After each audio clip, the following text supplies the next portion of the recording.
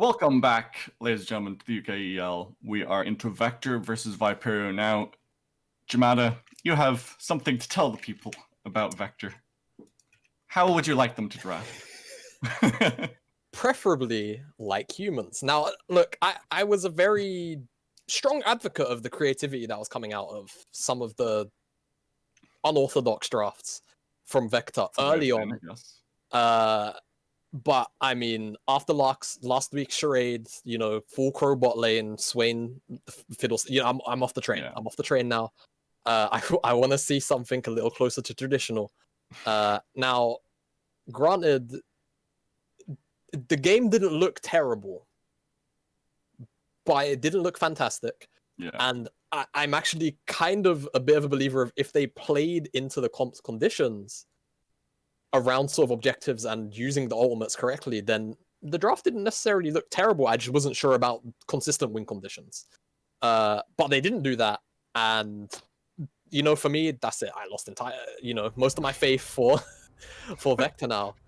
That's the problem with some of our lower placed teams. They draft a composition and then they don't play around their win conditions. They don't play the composition the way that they've kind of drafted it to play, and that's one of the reasons why they are one of the bottom teams. Yeah, it's a problem that plagues a lot of lower end teams, regardless of level. Really, you'll see it often. A common theme is they'll draft a specific draft and then not understand the functionality of how the composition has to work, right? Like for example, last game, Revenge were running a comp that was heavily reliant on picks, and yes, towards sort of the back end of the game, after they'd lost the 4th dragon, you started to see them at least attempt to be proactive with the ultimates, but it didn't happen soon enough. There wasn't enough snowball, and then they fell flat on their face. Now, at least in that example, Revenge at least understood eventually that that's what they had to be doing from the start, but it was too little too late. With Vector, at least, using last game as a sample, they didn't seem to understand what exactly their comp wanted to do from the start. So now looking towards this draft, I want to see something a little more. All right, well, take it away. So mid lane fiddlesticks, anyone? Okay. So I'll be as serious as I can. For Sarsa. It could be. It could be mid. It could be for sign up sprinter. It could be for Sarset. It's a freeway flex.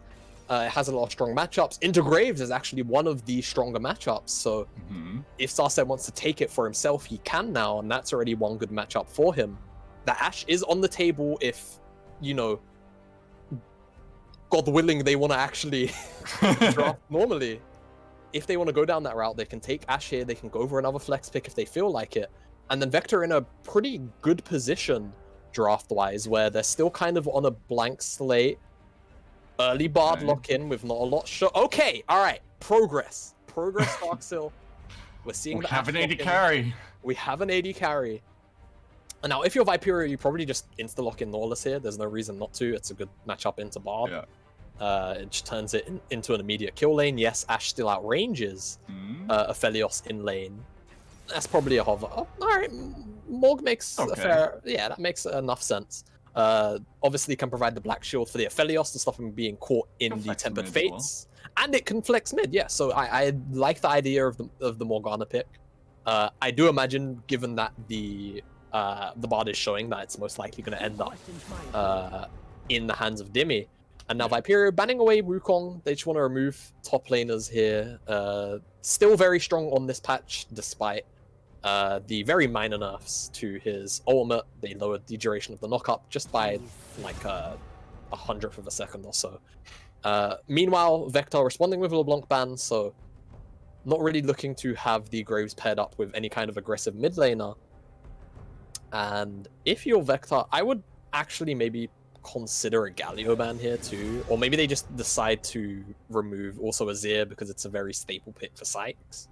We'll have to see where their minds are resting, as Kassadin ban and the Orianna ban signals to me that if Sykes doesn't take Azir here, he's feeling something, because it's a very comfort champion for him, and it would work relatively well into what Vector are doing, and having an Aphelios Azir for scaling components of a composition works pretty damn well, but Zilean... Okay. Alright. I'm on board with this. I'm on board. They're building a Jugger Graves, Jugger Felios comp right now with the 2 support picks of the Zilean and the Morgana, and if you want to get technical, it still works as a double flex, so I'm on board with the picks here with Viperio. They're a little bit more unorthodox. We don't very often see Zilean come out these days. And Morgana, we're seeing a slightly higher priority in here and there because of the champions in the meta like Ashe, like Twisted Fate, etc. And with the what are realistically passive mid lane picks in the Morgana and the Zilean, an even more passive pick in the Corki is the response from Berry, and I like that pick. And also Camille. So we're finally seeing along the lines of standard-ish draft from Vector here. And to say I'm happy would be a bit of an understatement. They're finally saying that, hey, maybe we can actually be a team if we play normally. And now Viperio get to R5 whatever they want into the Camille. And options are really theirs. I mean, it's really up to Zuki if he wants to take Renekton into it. It does do well early on. We'll have to see, of course. I don't imagine Team was actually the lock. It will probably just be a proxy. P5 is moored. Okay, cool. Moored. Okay. Interesting. I'm actually unsure. I was hoping it wasn't the Renekton. I was hoping. Yeah. Well, were you hoping the Renekton or hoping not the Renekton? I was hoping it wouldn't be the Renekton. I feel like you don't necessarily... I feel like you just give up the side lane. Yeah, you end up giving up the side lane in a position where you're winning out in just about almost every other matchup. Yeah. The later the game goes on. And you don't really need to give up the side lane, give Vector an avenue to play through. So we're going to have to see how Mordekaiser actually operates into Camille. It's not a matchup I'm too familiar with. I'm actually unsure on the scaling aspects of it. Both side laners in their own right that don't necessarily have the strongest early game. Spike a little bit on 6, but then of course Spike on their first and second items tremendously hard. So going to be about, which team actually decides to dump resources into either of their top laners, the side lane matchup at least. But you would imagine that Camille should get the upper hand on the matchup the longer the game goes on. But I could be wrong. I could be proving wrong. You never know. Maybe there's a hidden build Zuki on this Mordekaiser. Mordekaiser is a very flexible champion with builds. Yeah. So very adaptable to what he's actually having to deal with in a game. So we'll have to wait and see how exactly the side lane pans out the later the game goes on. But I think Vector on the more comfortable side with their picks, and finally, seeing an AD carry in the bottom side once again. Worries when they locked in the Fiddlesticks B1. And whilst, yes, I could go on for hours about how Fiddlesticks B1 is maybe not always the best thing to do in the world, they still end up with an okay final product. But I feel like Viperio definitely working with a lot here with this Aphelios, with the Zilean and Morgana, and of course the Graves. There's not really too much on the Vector side available to punish early on the scaling aspects of this Viperio draft. But Vector no slouches in their own right with their scaling. Fiddlesticks actually scales monstrously now. Corki, it goes without saying, and the same thing can be said about Camille. So both teams locking in very, very scaling heavy champions here. But I feel like once level 6 has come in, Vector going to be looking to be a lot more proactive on the map. So, all right, you said that Fiddlesticks plays well into the Graves as well. If we just take that matchup in kind of isolation, where are we expecting these junglers to put their early priority? Because you said that Graves, well, last game at least, wants to be aggressive early, wants to kind of go for these invades if he has the priority. But then you kind of said that we have priority for Vector. Well, I think that lane priority, at least on the bottom side, should be favorable for Vector. I would imagine that Zilean takes priority over Corki. So Graves, again, similarly to last game, should be working with mid lane priority to actually try and get some invades in. However, the reason why I say it's a sort of favorable Fiddlesticks matchup is that Graves can't really bully Fiddlesticks truly off of camps because of how Drain works. Mm-hmm. Usually, Graves doesn't actually have the lethal damage to get through a draining Fiddlesticks.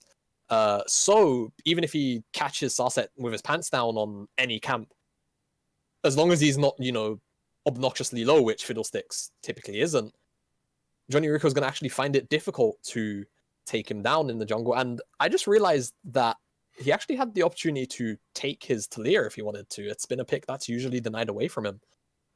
Normally a pretty good matchup into the Fiddlesticks, but when you're only looking at Fiddlesticks, it's kind of hard to just say, hey, you know what, I want Talia into this. It's practically a blind pick. You don't really want to blind Talia, so I think Graves is a fine sort of stable pick. But as answering the question of how these champions want to interact with each other, in this game, you probably look towards a more farm-orientated game.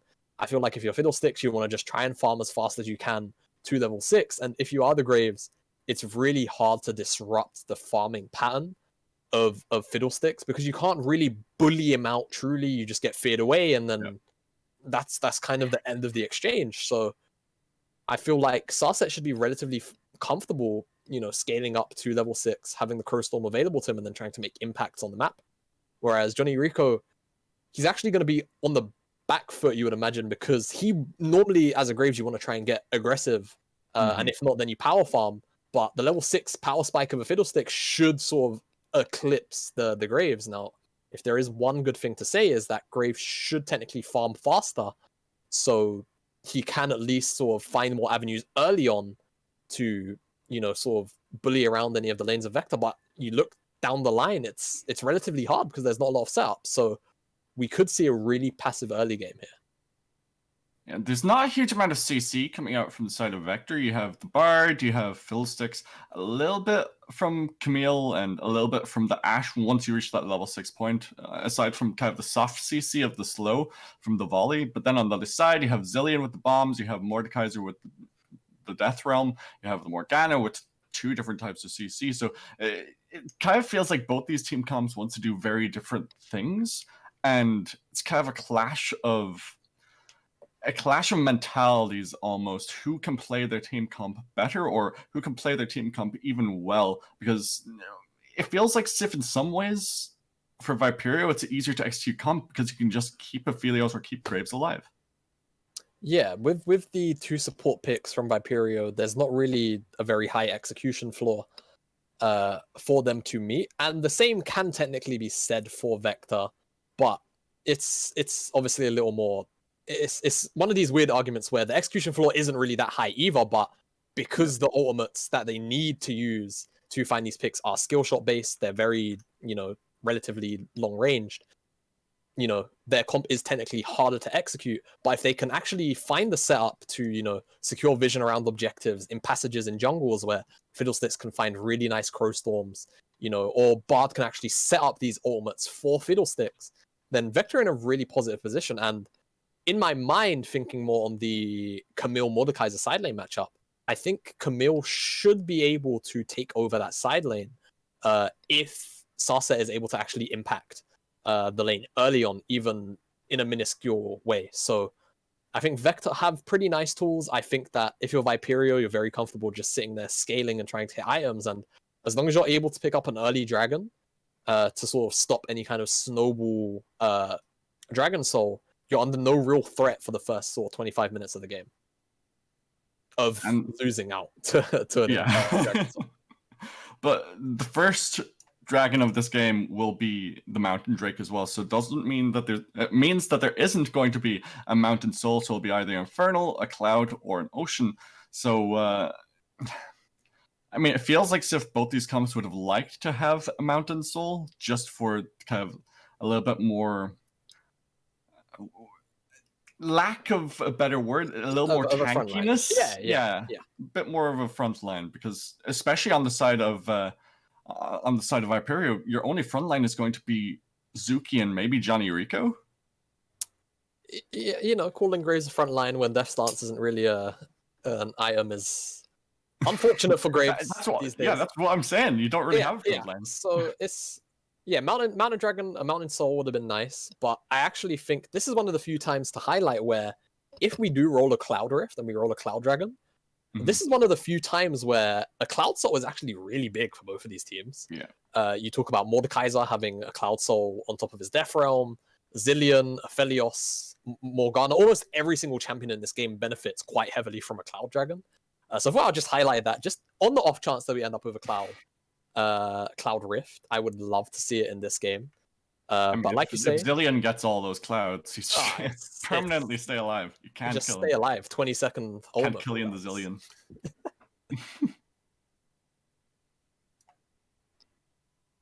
We are loaded up onto the Rift for our final game of the day, Vector versus Viperio. Vector at 1-4 and Viperio sitting at 2-3. Vector kind of wanting to play spoiler a little bit, kind of like Lucendi did earlier on to Revenge. But yeah, a little bit of level 1 coming out from the side of Viperio here. Maybe looking to connect onto Nyangi. If they waited in that brush, maybe they could have done something. They get the auto attack down, but it feels like they aren't going to get too much else. Sarset's going to wander over too. Yeah, just trying to get some preliminary vision down onto the blue buff. Knowing where the Fiddlesticks starts does mean that Johnny Recco can actually interrupt on the first clear the pathing of the Fiddlesticks if he's afforded the opportunity to. But like I said, if Graves is walking into Fiddle, in most cases, in the middle of a camp, it's relatively hard for the Graves to actually ever, force Fiddlesticks off the camp, and then it just becomes a smite flip where, yes, if Graves wins the smite, then great, he's stolen the camp. But, Fiddle's going to be relatively undisturbed for the most part, you would imagine, in his paths. We are going to see Johnny Recco go towards the blue buff. We'll have to see whether or not he's going to decide to go buff to buff here.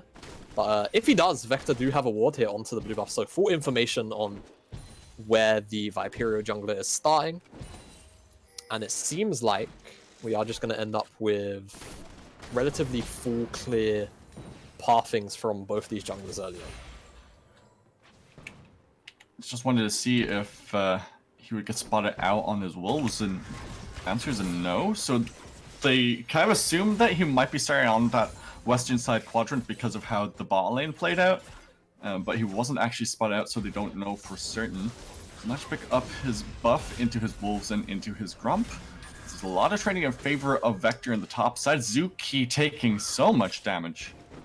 Yeah, just Nyangi taking advantage of the fact that he's level 2 first, gets the hook shot down, and gonna have full priority on that top side of the map. Meanwhile, Sykes, for now, early priority, as you would usually expect. Most Zillion matchups go this way. If the enemy mid laner isn't exactly, hard priority mid, something like Galio, for example, typically just forces priority immediately. But yeah, both junglers, like we said, just on the full clear pathings. Both junglers now on their red buff. And for now, Vector, very comfortable with this. Like we said, they spike really hard at 6. Having all of these pick tools available to them, Starset with the Crow Storm, and of course Hawkeye, Sign Out Sprinter with Crystalline Arrow and the Tempered Fate respectively, can make things happen, in and around sort of positions where they have the vision. But Viperio do have the tools to sort of respond with the Chrono Shift, with the Morgana Black Shield. It does mean that if Viperio are able to actually react, then they can make the Vector engages null and void, and they can just kite back and then re-engage and take fights on their grounds. So these comps are actually going to interact very strangely with each other, if, big word being if, conditions are met. So we could be in for a really long stalemated game where we just see for, the first almost 15 minutes of the game. I could be jinxing it right now, but nothing really going to be made of the binding, where we're just in for a really sort of quiet farming game here. Yeah, it's almost like the gentlemanly handshake where it's like, right, let's farm up to level 6 at least, and we'll see where we go from there. Just gonna be a little bit of trading in the top and in the bottom lane so far, a little bit in the mid lane too. First Drake, as we said earlier on, is a mountain. It will be spawning in the next 40 seconds, so we'll need to establish some vision around that. We'll give them a little bit of early tankiness that can help turn the tide of some trades. Yeah, exactly so. And Nyangi, in the middle of a wave, so not really going to get the better end of this trade, especially being a level down. And despite the really good start to the lane, actually now down in CS, as Starset is making his way up into the top side here, Zuki could be in some trouble. He has his flash available. Can he get the hook shot stun? Gets the flash out as the fair comes through. Hook shot gets the stun down, but Zuki manages to walk away. Yeah, and that's the problem with the early Fiddlestick skanks. They're not exactly the scariest. You really have to be overextending heavily to be punished by one. And because of Fiddlestick showing top early, it does mean that Johnny Recco and co are just going to start up the Infernal Dragon on spawn. And Mountain Dragon, very nice to pick up. Does also deny away Vector any kind of early potential dragon. And at least Sarset is going to be trading the second spawn of the Krugs on the top side here. It's going to get spotted out. You see the pings there. And you'd imagine he does try to steal the Raptor Camp away. Meanwhile, Johnny Recco is just going to respond with his own counter jungling of his own. So matching jungles blow for blow, but it is going to be Viperio with the first and early dragon. And a very good start.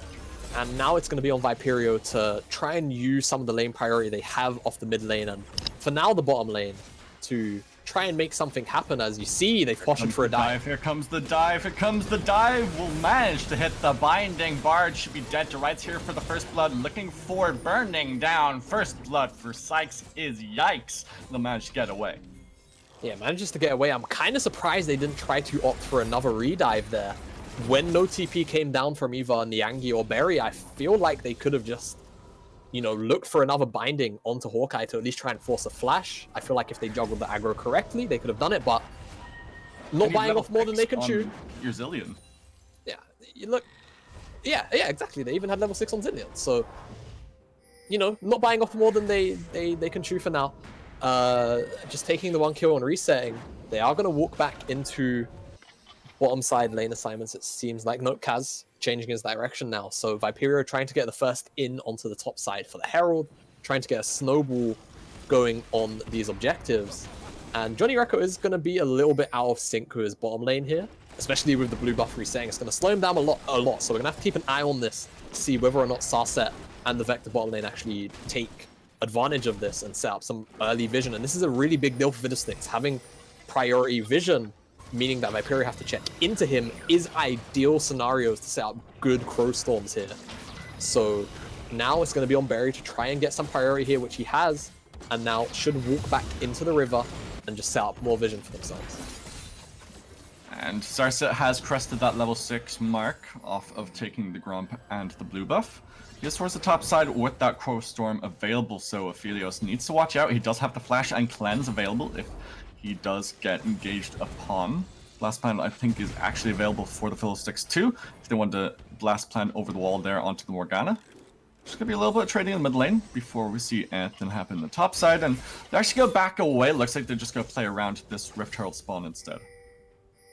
Yeah, just looking to play around the Rift Herald. That's why we have both the top laners here. Okay, that's Bard. Can he get the magical journey? He will be able to get out. Hawkeye trading decent damage back just to help get his support out to safety. 2 control wards in that river brush as well now, as looks like Fiddlesticks has started up onto this Rift Herald, or maybe he's just preparing for it. Johnny Recco off to the side. He has his smite available for trying to contest this. Corki's backing, but he has the teleport available if he wants to come in. Oh, yeah, and Corki even going to have the package, actually, 8 minutes into the game, so he'll be able to TP onto the map with the package if he so wishes. We could see a bit of a bloodbath here. He's going to zoom his way towards the objective. It looks like it's going to go over to the side of Viperio, though, wholly uncontested. 1,000 health left onto that Rift Herald, and it will go over to the side of Viperio. Gets a good Ash Arrow, but can they take the fight? Johnny Recco going to try and get his way away using his ultimate. He flashes over the wall to get the safety. Dimmy Unleashed picks up the first kill of the fight. Hawkeye has to flash himself away as well. But the Zillion ultimate will mean that Barry will be going down here. Actually, Johnny Recco will just manage to get away. Sykes is yikes with the auto attacks to pick up the kill, as Niangi has to hook shot his way out. And that is a clumsy fight from both these sides, but Viperio come out on top. Yeah, Viperio coming out on top, but if you're Berry rewatching this, close your eyes, missing the Valkyrie over the wall, not quite able to find the kill secure, and he drops on top of it. And, you know, we was talking about the Vector level 6 power spike, right? We were saying that they had so many tools with the Ash Arrow, with the Tempered Fate, with the Crow Storm, and they had all of those conditions available to them. They even had the package ready for that fight. And they still managed to not be the first ones into the river here, with mid lane priority and bouncing top lane priority. And they lose out on the Herald, they don't find a favorable fight, and now they at least have the Crow Storm available to them for this next dragon fight. But you would have expected this dragon to be you know, relatively positive for Vector, considering how that fight at the Herald could have gone, but they don't really press any of their buttons. They walk in, they give over the Herald, they give over kills. And now it's going to be about the setup around this dragon. With Starset still having the Crowstorm available, it does now mean that it could be a pretty scary fight for Viperio. They do have a lot of their own elements coming back up. The Chrono Shift is pretty close to being available as Dimmy. He's a very scary scarecrow, but it doesn't really deal a lot of damage. Viperio have already started up the dragon, and seems like Vector are half-heartedly trying to contest. Oh, we have Crowstorm. He goes over the wall. He will not manage to seal away as the Bard ultimate crosses with the Ash Arrow. That is disaster from Vector. Alright, well, Vector tried, they failed, and now it seems like Viperio on their tracks to securing what could be a very early Cloud Soul if these fights continue to follow this trend where engages are botched, and we're seeing a flash engage, no flash in Hawkeye. I think it's good, but Sarsa is there to reply, and Graves is dead. He ults just to pick up the kill. That's a trade for one. It's about as good as you can expect at that point. Demi down to half health, but they can't manage the follow-up. Yeah, I mean, in the grand scheme of things, it's just a 1-for-1 trade. There's no objectives to really capitalize on as Kaz gets the Gravitum root down on Sarset, but it's not gonna mean much more than that.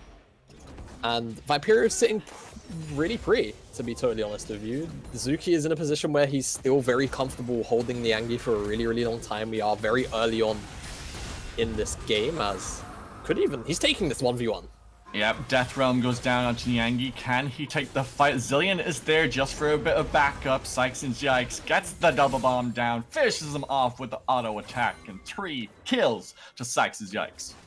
Yeah, 3 kills now on this Zillion. It's not exactly the champion if you're rooting for Viperio you want the kills to go down on, but at the end of the day, you know, Zillion's no slouch when it comes to damage. He can output more damage than you'd be thinking at first, so moving around the map very well to secure these kills for himself, and Johnny Recco actually using this Herald to secure the gold practically for himself. So with that much gold going onto him, he's going to be a condition for himself as Zuki greeds a lot of his health bar for that. Fine, he just wants the reset. Yeah, he just wants to play it and reset, so he's really fine. And if we sort of step back from the game now, we talk about item spikes. Niangi is on his way to finishing up the Triforce relatively soon. You'd imagine he's around 1k gold out. Sarset, very close to finishing his jungle item. I think when he resets next, he should be picking that one up. Finish up. Okay, I thought the Grump was going to reset there for a moment. And then Berry, he's at his Manamune, so now he's going to be building towards the Triforce. We know how hard Corkies spike at that item breakpoint. And Hawkeye very close to his book. So Vector, you know, despite being down 2k, they are, you know, hitting item spikes, which are very important to making these champions function. However, on the opposite side, Sykes is already 3 minutes or so into his Rod of Ages. Infinity Edge is already picked up for Kaz. Johnny Recco is warrior plus item components. And while Zuki, yes, has very, you know, mix and match items, the items are still doing their job in dealing with Niangi on the side lane for now. So Viperio very comfortable where they are. For now, sort of ahead of curve, and it's going to be about, you know, looking towards this Herald now spawning in, give or take around 40 seconds or so. How both these teams set up for it. Kaz is still down on the bottom side, so unless he rotates pretty quick, it seems like Viperio are going to be willingly giving up this Herald to get Tower Gold onto the Aphelios, which I think is a pretty fine trade at this point in the game. Very comfortable to not play into the conditions that Vector have, you know, finding these messy skirmishes where package could potentially be available for the Corki with a Crowstorm. It's just not a fight that you have to take at this point in the game, right? You don't need to flip those kind of fights where, you know, yes, you have summoners available, but you don't want to have to deal with a Corki packaging on your face. You don't want to have to deal with the Crowstorm, the Tempered Fate, the Ash Arrow. So I like the fact that they stayed bot for now. They are now rotating over, but I feel like you just take control of the bottom river. You set up vision here, you try and get a quick reset to spend any gold, and then you come back out onto the map. But reset timings have passed. If they reset now, it's going to be a little bit too late. So any gold that they would have liked to have spent, going to have to sit on it. But it looks like they are going to find the pick onto Niangi, or at least try to.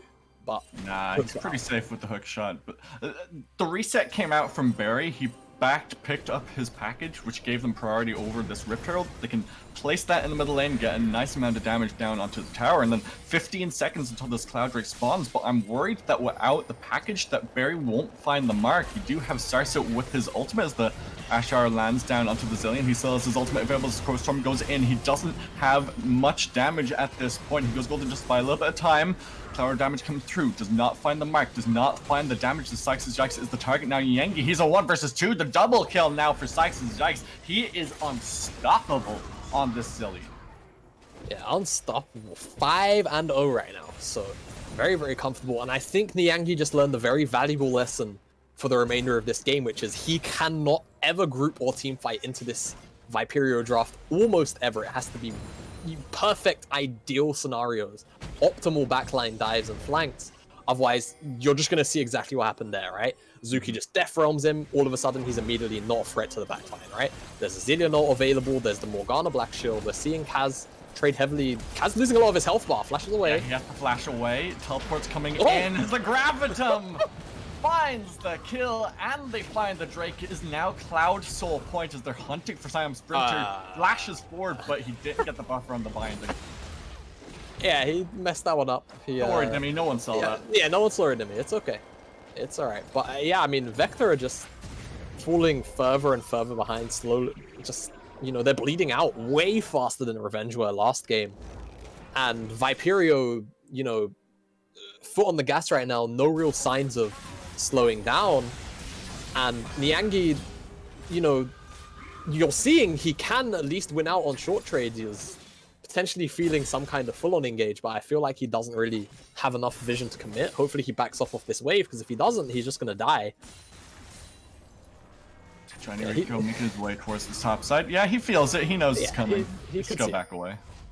But yeah, I mean, Vector right now, again, very similarly to last game, right? We spoke about when there's a Nocturne in the game, you know, you have to monitor the first usage of that ultimate, right? And the same thing can be said for Fiddlesticks. The first ultimate use didn't really yield much results, so here we are in a game where Fiddlesticks has had a relatively low impact here.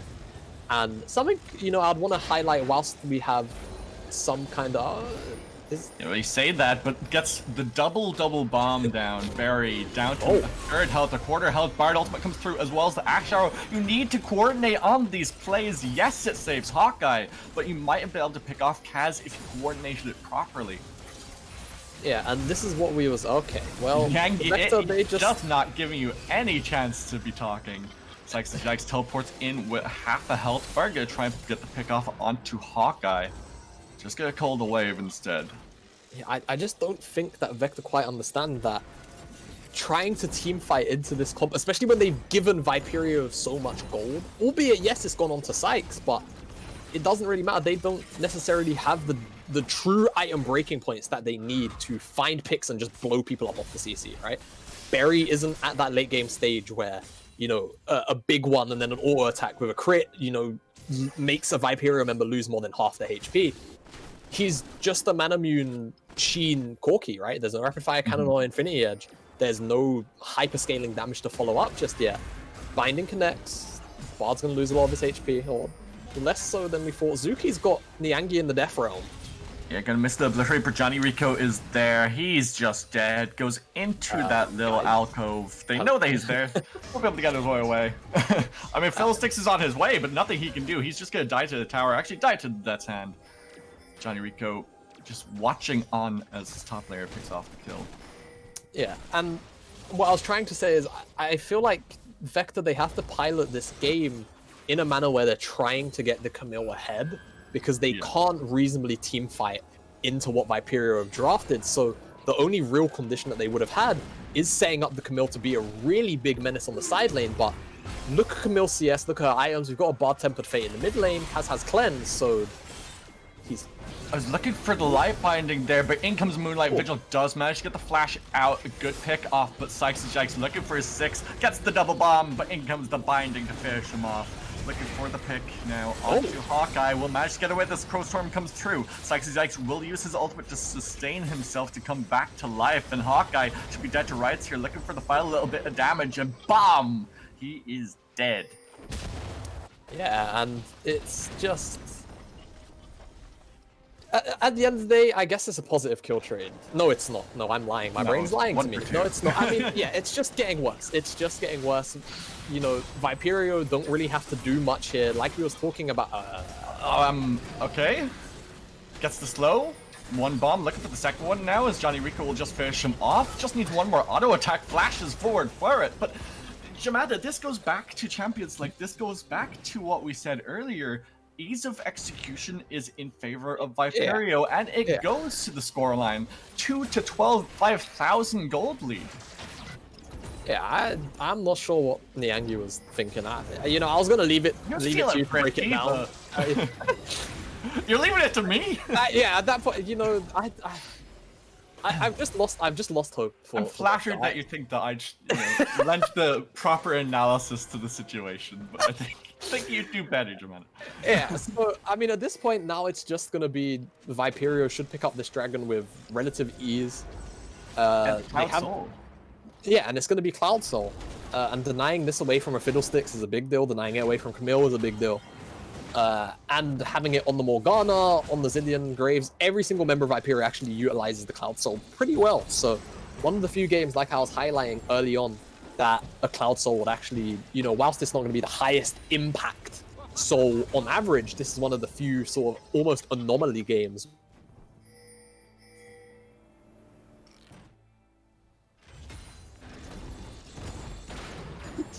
I think Feed's back. Lost feed. Fine. I think we'll continue on as if we're live. Yeah, we'll continue on. We'll carry on as if we're live. And now it's just gonna be. Oh boy. It's a 40-second cooldown, by the way, on the Zilean ultimate. Yeah, it's. He can ult almost once per wave. That's fair, isn't it? It starts to. I mean, he's trying. Now he goes golden when he really didn't need to. Dimmy Unleashed picks up that kill as Barry is just going to be obliterated by Zuki. We'll trade 2 kills there for nothing as Niangi is going to try to walk his way away, but Kaz will pick him off. So I have Sprinter.